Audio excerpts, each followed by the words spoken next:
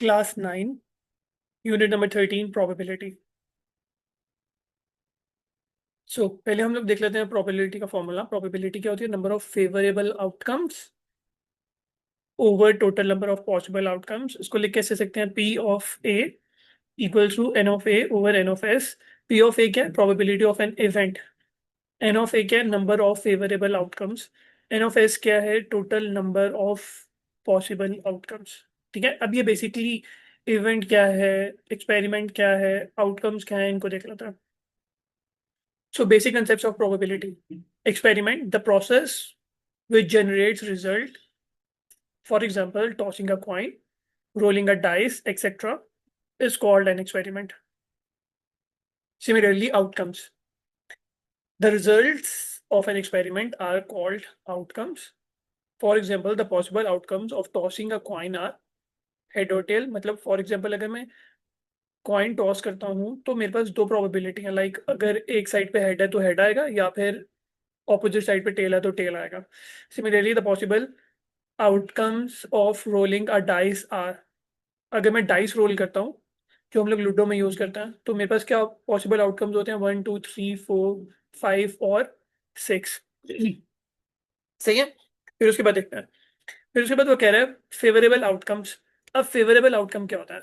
Like an outcome which represents how many times we expect the thing to be happen. For example, while tossing a coin, there is one favorable outcome of getting head or tail. Like या तो head आएगा या तो tail आएगी। तो favorable outcome क्या हो गया? एक हो गया। ठीक है, फिर उसके बाद while rolling a dice, there are three favorable outcomes of getting multiples of two.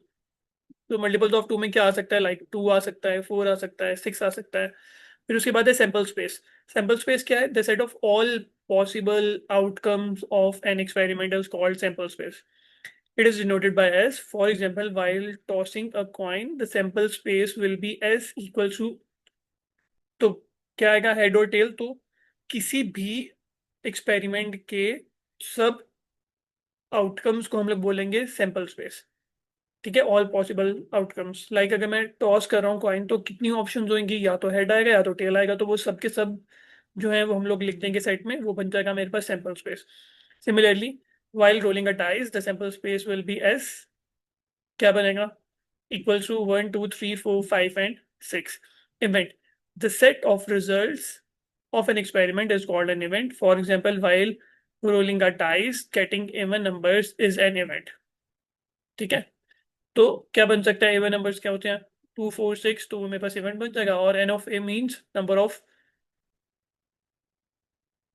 Elements और नंबर्स इन ए।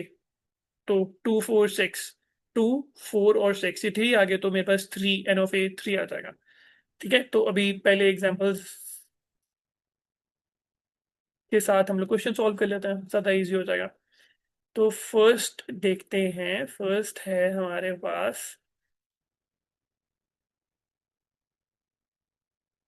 ठीक है, exercise 13.1। Arshad rolls a dice with sides labeled L, M, N, O, P, U. What is the probability that the dice lands on consonants? ठीक है, तो सबसे पहले हम लोग सैंपल स्पेस बना लेते हैं। पेज है 252, एक्सरसाइज 13.1। तो एक्सरसाइज है हमारे पास 13.1। ठीक है, किस पे है? Page number 252, question number 1। तो इसका सैंपल स्पेस चेक कर लेते हैं। सैंपल स्पेस को रिप्रेजेंट करेंगे हम लोग एस से। तो उसने हमें कौन कौन से दिए हैं? फर्स्ट क्वेश्चन में एल, एम, एन। एल आ गया फर्स्ट, फिर आ गया एम, फिर आ गया एन, फिर आ गया ओ, फिर आ गया पी, फिर आ गया यू। तो ये मेरे पास आ गया सैंपल स्पेस। देन देन अब हम लोग देख लेते हैं नंबर ऑफ एलिमेंट्स कितने होंगे इसके। तो काउंट कर लेते हैं। लाइक फर्स्ट वाला 1 2 3 4 5 6, तो टोटल 6 बन गए। तो एन ऑफ एक्स मेरे पास आ गया 6। अब उसने क्या बोला? What is the probability that the dice lands on consonant. तो अब हम लोग इवेंट बना लेते हैं। हम लोग बोलते हैं let A be the event. ये सब में ही इंक्लूड करना पड़ेगा। Let A be the event ये हम लोगों को खुद ही से इंक्लूड करना पड़ेगा, और बाकी हम लोग क्वेश्चन से लिख लेंगे। तो क्या आएगा, let A be the element of getting, क्या उसने बोला कॉन्सोनेंट, तो हम लोग क्या लिख लेंगे, ऑफ गेटिंग कॉन्सोनेंट। ठीक है, let A be the event of getting consonant. तो अगर मैं ए वाला सेट बनाऊं तो ए में कॉन्सोनेंट कौन से होंगे, अदर देन वॉवल्स। वॉवल्स कौन से होते थे, ए ई आई ओ यू। तो इसमें क्या बन जाएगा, इसमें बन जाएगा L M, L M N and P R consonants. तो एन ऑफ ए क्या आ जाएगा, काउंट कर लेते हैं, 1 2 3 4। तो मेरे पास बन जाएगा 4। प्रोबेबिलिटी फाइंड करते हैं तो बन जाएगा P of A, probability of the event A is equal to N of A over N of S. तो वैल्यू सब्स्टिट्यूट करें तो ये बन जाएगा, एन ऑफ ए आ जाएगा मेरे पास 4 ओवर एन ऑफ एस था 6, तो 4/6 इज इक्वल टू 2/3। देन, तो ये था हमारे पास क्वेश्चन नंबर 1, ये बस इतना ही होगा बेटे। फिर उसके बाद चेक करते हैं next. Shazia throws a pair of fair dice. Pair of fair dice means 2 dice है।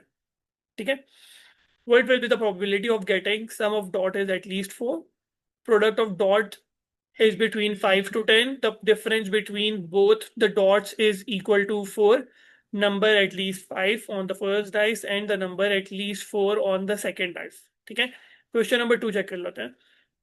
तो क्वेश्चन नंबर 2 आएगा हमारे पास, पेज बना लेते हैं। ठीक है, तो ये आ गया हमारे पास क्वेश्चन नंबर 2।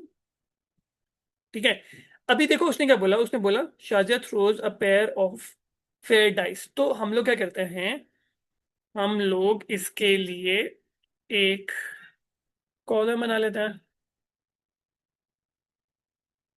ठीक है, तो हम लोग ऐसे कर देते हैं, हम लोग बोलते हैं यहाँ पे डाइस 1 आ जाएगा, यहाँ पे 2 आ जाएगा, 3 आ जाएगा, 4 आ जाएगा, 5 आ जाएगा, 6 आ जाएगा। सिमिलरली ये मैं डाइस के लिए यूज कर रहा हूँ, लाइक डाइस 1 इधर लिख लेंगे, डाइस 2, और इधर लिख लेते हैं डाइस 1। और यहाँ पे आ जाएगा 1, फिर यहाँ पे आ जाएगा 2, यहाँ पे आ जाएगा 3, यहाँ पे आ जाएगा 4, यहाँ पे आ जाएगा 5 एंड देन 6। अभी देखो, अगर फर्स्ट ऑप्शन पे जाते हैं तो फर्स्ट ऑप्शन पे मेरे पास क्या बनेगा, मेरे पास आ जाएगा 1, 1। ठीक है, अब इसको आगे ले आए तो ये बन जाएगा 1, 2।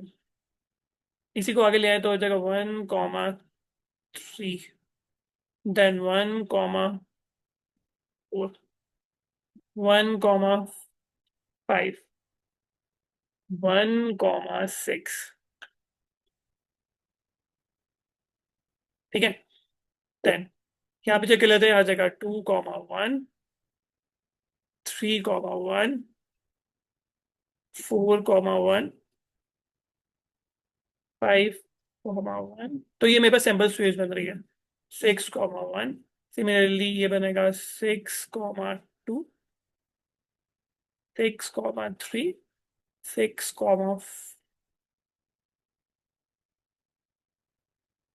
सॉरी सॉरी, ऐसे नहीं आएगा, ये 2 रिपीट होगा, ये आएगा 2, 2, 3, 2, 4, 2 एंड देन 5, 2, 6 ये बन जाएगा 2, 3, 4, 5, 6। बीच में आ जाएगा कॉमर्स, और ये एज इट इज रिपीट हो जाएगा, 3, 3, 3, 3, 3। अरे, डन। यहाँ पे भी 4 रिपीट हो जाता जाएगा,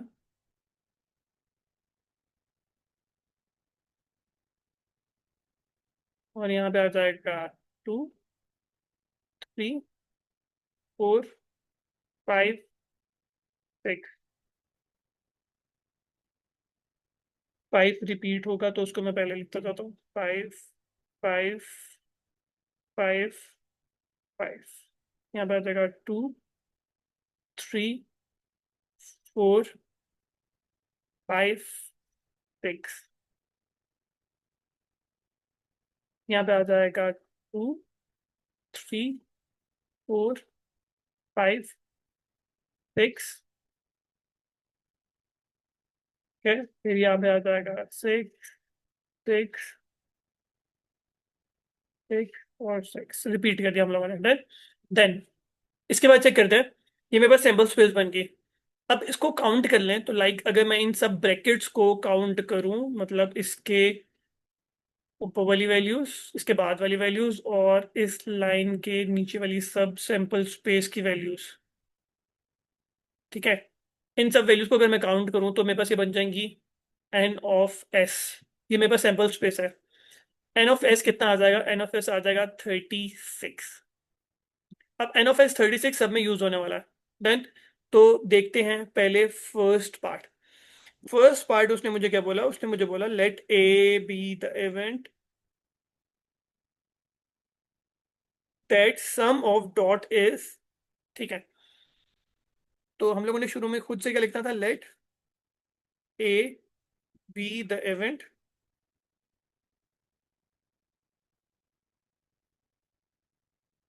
ठीक है, दैट सम ऑफ डॉट्स। ये मैं सम ऑफ डॉट्स कहां से उठा रहा हूँ? क्वेश्चन के पार्ट से। Sum of dots is at least 4। At least 4 का मतलब क्या है? लाइक 4 से बड़े होने चाहिए। सम करें तो 4 या 4 से बड़े होने चाहिए। ठीक है, तो अगर मैं देखूं इन सब वैल्यूज को तो फर्स्ट वैल्यू जो है वो मेरे पास बन रही है 1 और 1। तो अगर मैं इन दोनों को प्लस करूं तो 1 + 1 आएगा 2, तो ये छोटा है तो ये इंक्लूड नहीं होगा।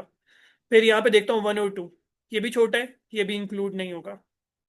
ठीक है, फिर 2 और 1 प्लस करेंगे तो 3, ये भी इंक्लूड नहीं होगा। 1 और +3 4 बन रहा है, 2 + 2 4 बन रहा है, 3 + 1 4 बन रहा है। बाकी सारी वैल्यूज जो है वो बड़ी हैं अपने। इसका मतलब है 3 ब्रैकेट्स जो हैं वो इंक्लूड नहीं होंगी, क्योंकि उन दोनों की वैल्यूज का अगर मैं सम करूं, लाइक प्लस करूं, तो 1 + 1 कितना आएगा? 2, जो कि 4 से छोटा है। तो उसने बोला सम ऑफ डॉट इज एटलीस्ट 4। ठीक, तो अगर मैं ए की वैल्यूज बनाऊंगा तो 3 को माइनस कर दूंगा। लाइक अगर टोटल 36 वैल्यूज हैं तो ए में कितनी आ जाएंगी? ए में आ जाएंगी 33। ठीक है, अब हम लोग इसको बाकी जो रेस्ट ऑफ द ब्रैकेट्स हैं उसको हम लोग ए की सैंपल स्पेस में, ए के फेवरेबल आउटकम्स में लिख भी सकते हैं। ठीक है, पर हम लोग एन ऑफ ए यूज करके चेक कर लेते हैं। तो अगर मुझे फाइंड करना है प्रोबेबिलिटी, तो प्रोबेबिलिटी क्या आ जाएगी? प्रोबेबिलिटी आ जाएगी एन ऑफ, एक सेकेंड। ठीक है, तो प्रोबेबिलिटी आ जाएगी n of A over N of S. N of A कितना है? 33। एन ऑफ एस कितना है? 36।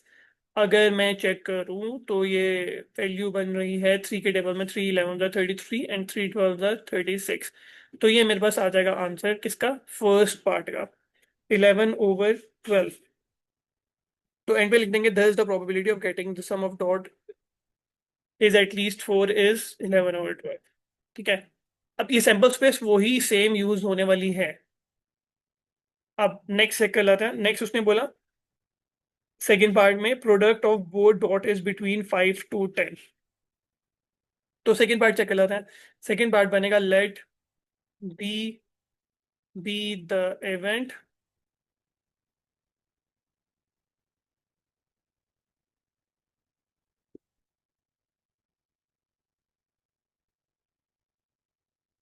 Of getting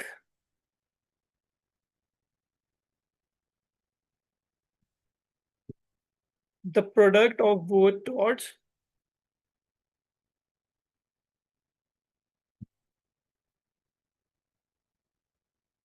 both dots at least, no sorry, dots is between 5 and 10, is between 5 and 10। इसको पहले जाता है। तो अब अगर मुझे बी बनाना है तो मैं बनाऊंगा कैसे? अगर मुझे बी बनाना है तो मैं कैसे बनाऊंगा? अब वो कह रहा है प्रोडक्ट लाइक, मेरे पास दो वैल्यूज हैं। इसके लिए मुझे वो सैंपल स्पेस चाहिए होगी। तो इसको देखते हैं बेटे। फर्स्ट वाली वैल्यू को देखो तो बनेगा 1 × 1 = 1। इसको भी रब कर लेते हैं। ठीक है। प्रोडक्ट मतलब फर्स्ट वैल्यू सेकंड वैल्यू, तो यहाँ पे लिखा है फर्स्ट वाली वैल्यू में 1 × 1। तो ये 1 × 1 आ जाएगा। 1 × 1 = 1, तो इसका मतलब है ये नहीं है, तो क्रॉस कर देंगे। 1 × 2, 1 × 2 = 2, तो ये भी नहीं है। 5 और 10 के बीच में आना चाहिए। 1 × 3 = 3, not included. 1 × 4 = 4, not included. 1 × 5 = 5 included. 1 × 6 = 6 included. 2 × 1, 2 × 1 क्या आंसर आएगा? 2। तो मुझे ये नहीं चाहिए, क्योंकि मुझे चाहिए between 5 and 10। Not included. 2 × 2 = 4, not included. 2 × 3 = 6 included. 2 × 4 = 8 included. 2 × 5 = 10 included. 2 × 6 = 12 not included. 3 × 1 = 3 not included. 3 × 2 = 6 included. 3 × 3 = 9 included. 3 × 4 = 12 not included because 12 is greater than 10. 3 × 5 is 15 not included. 15 is greater than 10. 3 × 6 is 18 not included. So 4 × 1, 4 not included. 4 × 2 is 8 included, not included. 4 × 3 = 12. 12 is greater than 10. 4 × 4 is not included. 4 × 5 is 20 not included. 4 × 6 is 24 not included, because 24 is greater than 10. 5 × 1 is 5 included. 5 × 2 is 10 included. 5 × 3 is 15 not included. 20 not included. 5 × 5 = 25 not included. 5 × 6 = 30 not included. 6 × 1 is 6 included, and the rest of the brackets are not included because their multiplication will be greater than 10. ठीक है। अभी check करते हैं टिक वाली values. Like मेरे पास first टिक वाली values यहाँ पे फर्स्ट रो में 2 है, 3 4 5। थर्ड रो में 6 7 8 9 10 11। तो मेरे पास टोटल कितनी वैल्यूज बन रही है? 11। और ये ब्रैकेट्स को मैं एज इट सैंपल लिख सकता हूँ फेवरेबल आउटकम्स में। ठीक है। लाइक मैं क्या कर सकता हूँ, यहाँ पे फर्स्ट वैल्यू मेरे पास आई थी 1 1 1 2 1 3 1 4 1 5। फिर आई थी 1 6। तो मेरे पास जितने भी टिक वाली वैल्यूज आ रहे हैं वो मैं यहाँ पे सारी वैल्यूज लिख सकता हूँ। ठीक है। तो हम लोगों ने काउंट किया था, तो मेरे पास एन ऑफ बी कितना बना था? एन ऑफ बी बना था मेरे पास 11। ठीक है। तो प्रोबेबिलिटी ऑफ बी कितना आएगा? प्रोबेबिलिटी ऑफ बी आएगा N of B over N of S. N of B is 11, N of S is 36। Cutting is not possible, so 11/36 is our answer. Let us start with part number 3. Let 3 is the difference between both dot is equal to 4. So let C be the event, or let's let C be the event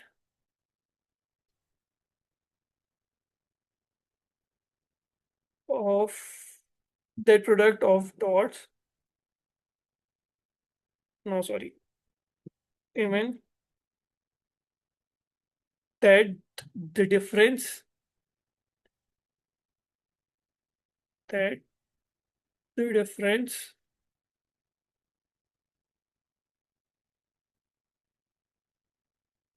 between both the dot is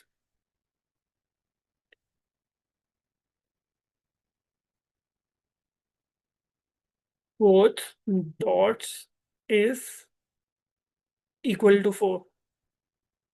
Then सो सी क्या आ जाएगा मेरे पास? अब मैं अपनी sample space पे वापस चला जाता हूँ। मैं देखता हूँ वो क्या कह रहे हैं। Difference between both the dots is equal to 4।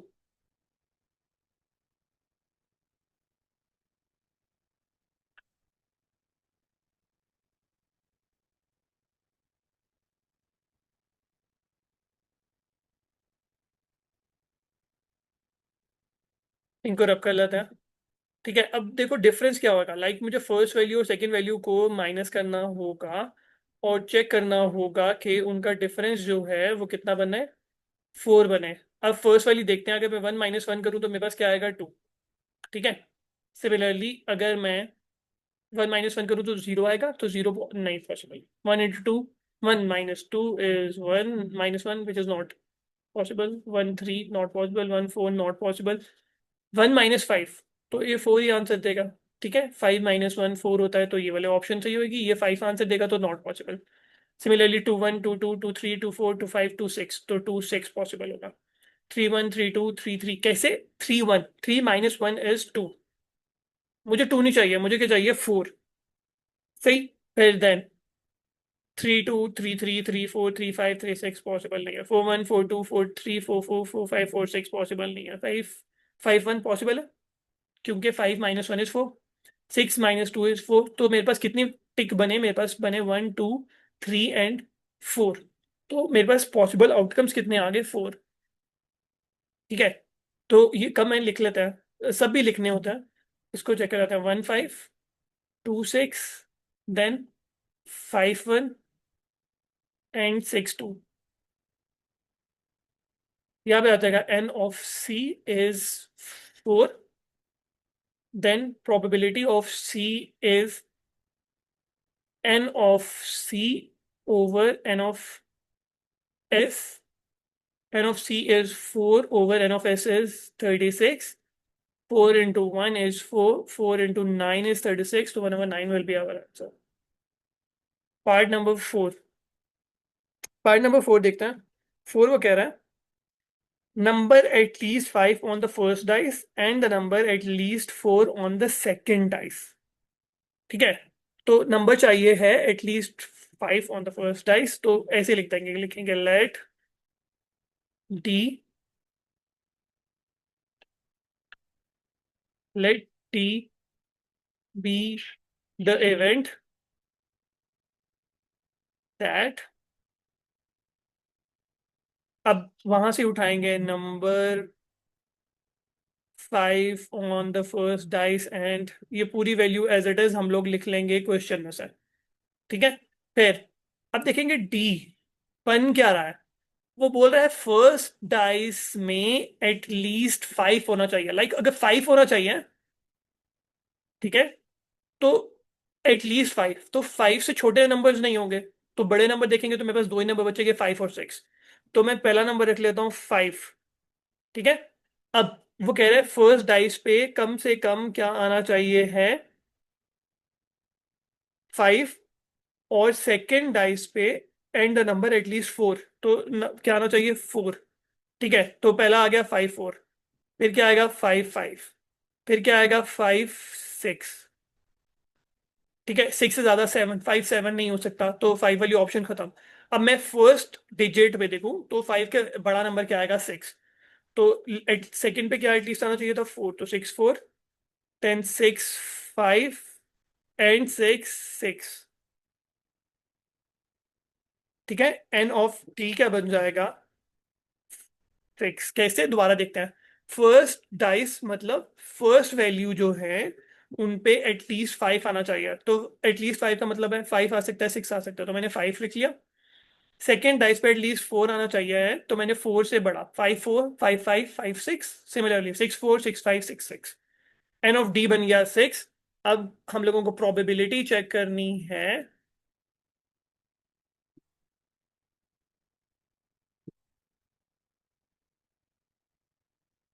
तो अगर मुझे प्रोबेबिलिटी चेक करनी है, ये बन गया था 6। तो प्रोबेबिलिटी चेक करनी है तो आ जाएगा P of T equals to N of D over N of S. ये आ जाएगा 6/36। 6 × 1 is 6, 6 × 6 is 36। तो 1/6 हमारा आंसर आ जाएगा। ठीक है, तो ये हमारे पास बन गई वैल्यू। अब चेक करते हैं क्वेश्चन नंबर 3। इसलिए हम लोग पहले क्वेश्चन नंबर 3 को चेक कर लेते हैं। Question number 3, one alphabet is selected at random from the word mathematics. ठीक है,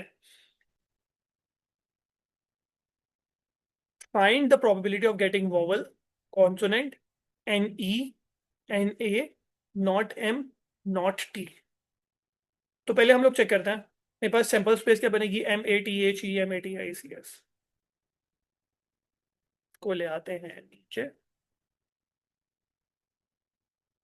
सो चेक करते हैं, मेरे पास फर्स्ट पे वो क्या कह रहा है, total letters in word mathematics. तो अगर मैं सैंपल स्पेस चेक करूं तो मेरे पास बेसिकली एन ऑफ एस जो है वो कितना बनेगा, क्या वर्ड है, M A T H E, M A T I C S. तो 1 2 3 4 5 6 7 8 9 10 11। So N of S is 11। ठीक है, पार्ट वन चेक करते हैं। तो क्या आएगा, लेट, यहाँ पे ऐसे कर लेते हैं हम लोग, लिख लेते हैं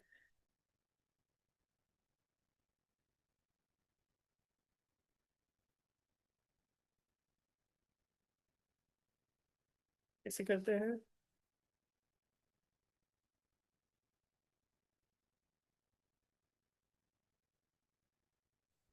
यहाँ पे लिख लेते हैं लेट, इन्वर्टेड कॉमर्स में ऐसे छोड़ देता, let A be the event of getting. अब फर्स्ट वाला क्या है, इसको भी ऐसे ही लिख लेता है, इसको कॉपी कर लेता है। हम लोगों ने लिखना होगा let A be the event of, ये सब में सेम ही है बेटे, तो इसीलिए हम लोग इसको कॉपी करके लिख लेते हैं ताकि सब में हम लोग लिख लें और हमारा टाइम स्पेस नहीं हो जाता। तो ये आ जाएगा let A be the event of getting, first वाला क्या था, लेट ए, फर्स्ट वाला था वॉवल। ठीक, तो यहाँ पे आ जाएगा vowel, let A be the event of getting vowel. तो अब मेरे पास अगर मैं चेक करूं सैंपल स्पेस ए, तो वो क्या बनेगा, इसमें से वॉवल ए, ए ई, ए आई, तो बन जाएगा ए ई, ए आई। ठीक है, इसको ऐसे कर लेते हैं कि हम लोग डायरेक्टली नंबर लिख लेते हैं। ठीक है, तो बन जाएगा N of A which is equal to 4, P of A equal to N of A over n of s. So first probability will become 4 over 11. So अगर हम लोग वॉवल्स की प्रोबेबिलिटी चेक करें तो बनेगा 4 over 11, तो the required probability is 4 over 11। फिर check करते हैं सेकेंड वाला पार्ट। सेकेंड वाले पार्ट में उसने हमें क्या बोला था, सेकेंड वाले पार्ट में उसने हमें बोला था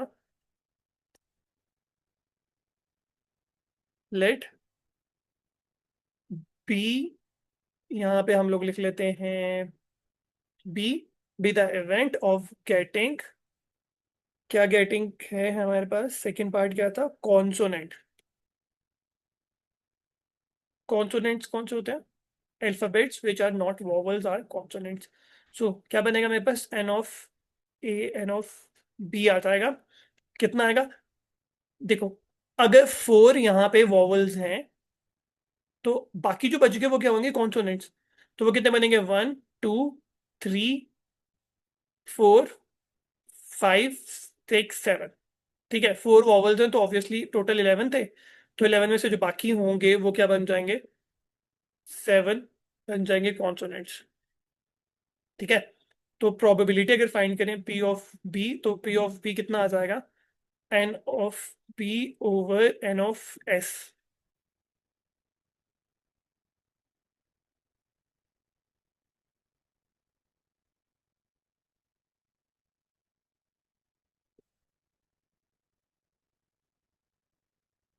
एन ऑफ बी कितना है 7, एन ऑफ एस कितना था 11, तो ये मेरे पास प्रोबेबिलिटी बन जाएगी।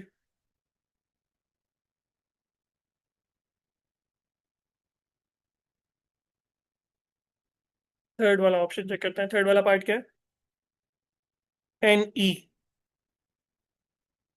तो यहाँ पे भी वही लिख लेता है, मेरे पास क्या बनेगा, यहाँ पे बन जाएगा लेट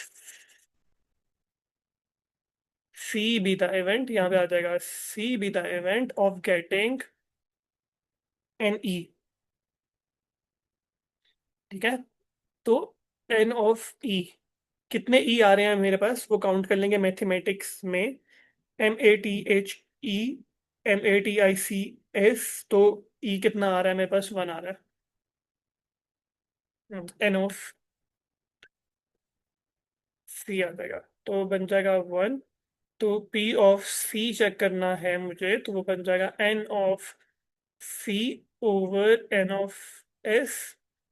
तो बन जाएगा 1/11। तो मेरे पास ये आंसर आ जाएगा। तो so the required probability is 1/11। So let's move towards part 4, which is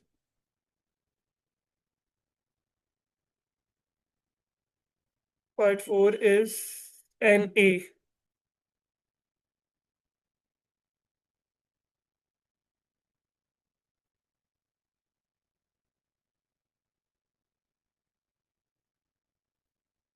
तो यहाँ पे हम लोग लिख लेंगे कौन सा फोर्थ के लिए लिखेंगे, let T be the event of getting N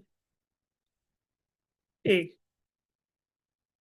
तो कितने होते हैं, मैथमेटिक्स 2 आएंगे। तो एन ऑफ टी इक्वल आ जाएगा 2।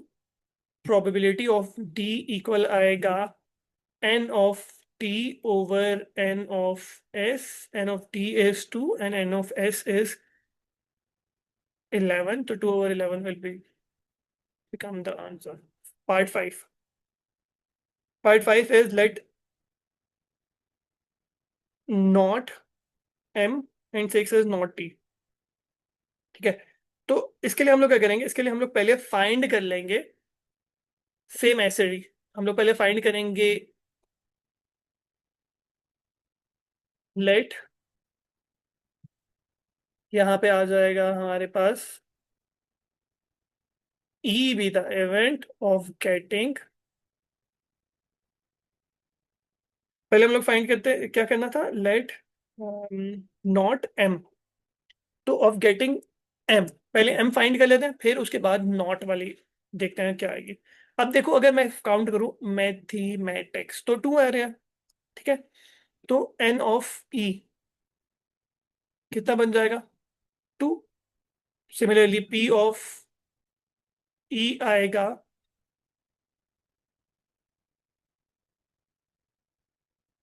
पुट करके एन ऑफ, पहले फॉर्मूला लिख लेते हैं, N of E over N of S. ठीक है, स्पेस बना लेते हैं ऐसे।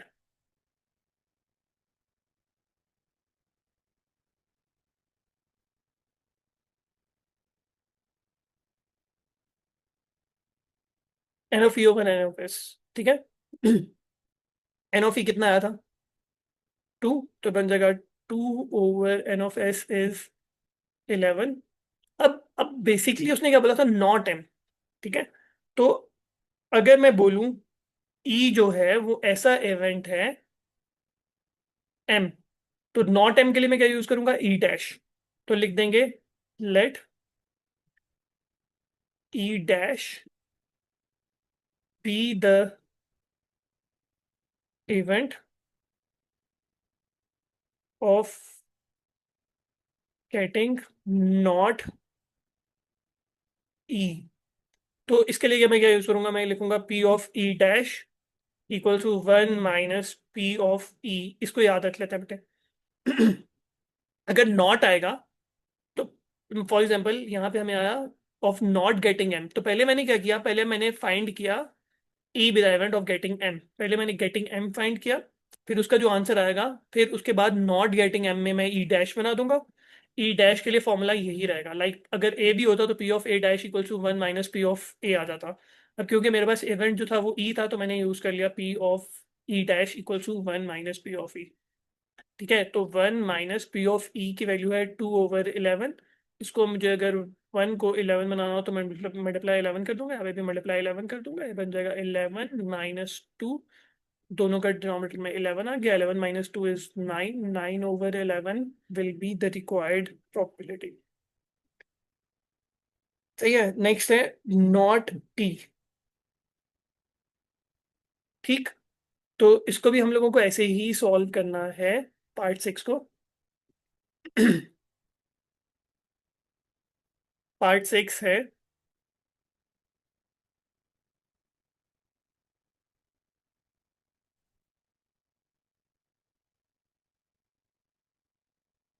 लेट ई था, तो इसको कह देते हैं F be the event of getting, not T है, ऑफ गेटिंग टी मैथमेटिक्स।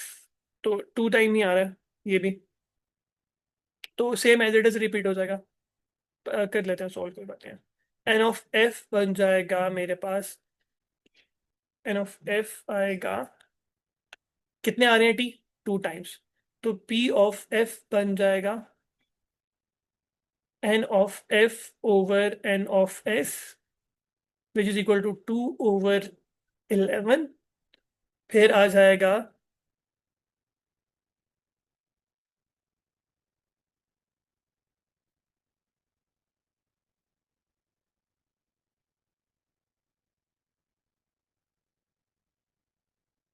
यहाँ पे लिखते हैं let F dash be the event of getting not T, T था, जी टी था, तो यह आ जाएगा P of F dash equals to 1 - p of F, तो बन जाएगा 1 - 2/11 equals to 1 11 - 2/11, LCM denominator same कर लिया तो बन गया लाइक 9/11। तो 9/11 हमारा आंसर आ जाएगा लास्ट पार्ट का। फिर Aslam rolled a dice, next part देख लेते हैं। 1 2 3 4, जी। तो नेक्स्ट है हमारे पास Aslam rolled a dice, what is the probability of getting the number 3 और 4, also find the probability of not getting the number 3 और 4। तो पहले 3 और 4 की प्रोबेबिलिटी चेक करेंगे, फिर नॉट 3 और 4 की प्रोबेबिलिटी चेक करनी है, ठीक। तो चलते हैं क्वेश्चन नंबर 4 की तरफ।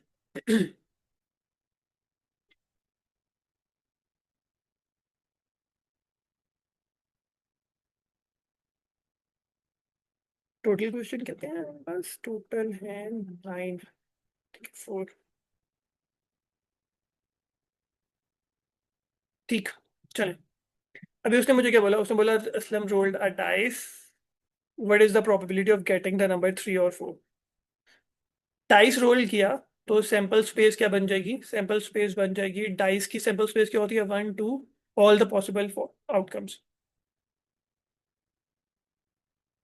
1 2 3 4 5 6, N of S will become 6। फिर यहाँ पे आ जाएगा मेरे पास लेट, लिखेंगे let A be the event of getting 3 और 4, तो ए आ जाएगा मेरे पास 3 4, एन ऑफ ए बन जाएगा मेरे पास 2। प्रोबेबिलिटी फाइंड करनी है मुझे, तो मैं फाइंड करूंगा P of A equals to N of A over N of S which is equal to 2/6, 1/3, two 1 times 2 and 2 3 times 3, 2 के साथ कटिंग कर दी, ठीक है डन। फिर उसके बाद वो मुझे क्या कह रहा है, ये मेरे पास प्रोबेबिलिटी आ गई ऑफ गेटिंग 3 और 4। फिर उसने बोला also find the probability of not getting the number 3 और 4, ठीक। तो अब same as it is repeat कर लेते हैं, क्या बनेगा ये, लेट ए डैश आ जाएगा यहाँ पे, let A dash be the event of getting not, या नॉट गेटिंग आ जाएगा ऑफ गेटिंग नॉट 3 और 4, ठीक है। ऐसे ही कर लेता है, नॉट गेटिंग ही कर लेता है, वो ज्यादा इजी हो जाएगा, अच्छा रहेगा। ऑफ नॉट गेटिंग 3 और 4, ठीक है। तो नॉट के लिए हम लोग क्या यूज करते होते हैं, नॉट के लिए ए डैश है, तो P of A dash find करना हो मुझे, तो मैं क्या करता हूँ 1 पी ऑफ ए, ठीक है। तो ये बन जाएगा 1 - पी ऑफ ए की वैल्यू क्या आएगी, 1/3। तो 1 के नीचे 1 है, इसको 3 बनाने के लिए मुझे मल्टीप्लाई बाय 3 करना पड़ेगा। ये बन जाएगा 3 - 1, दोनों का डिनोमीटर में 3, तो आंसर विल बिकम 2/3। ठीक है। तो फर्स्ट वाला मेरे पास क्या है, the probability of getting the number 3 और 4 is 1/3 and the probability of not getting number 3 और 4 इज 2/3। तो ये मेरे पास स्टेटमेंट में आंसर लिख देंगे, तो क्वेश्चन नंबर 4 हमारा सॉल्व हो जाएगा।